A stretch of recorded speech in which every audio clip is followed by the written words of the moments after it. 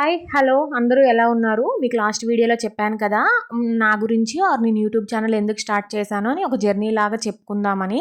ఈరోజు అందులో ఒక విషయం గురించి మాట్లాడుకుందాం. ఏంటంటే మనల్ని ఏదైనా ఒక పని చేయనీయకుండా ఆపేసేది భయం, నలుగురు ఏమనుకుంటారో అనే ఒక ఆలోచన. ఈ రెండు మైండ్లో ఉంటే చాలు మనల్ని ముందుకు అస్సలు కదలనివ్వు అని నేను నమ్ముతాను. ఎందుకంటే నేను 2021లో స్టార్ట్ చేద్దాం అనుకున్నాను ఛానల్.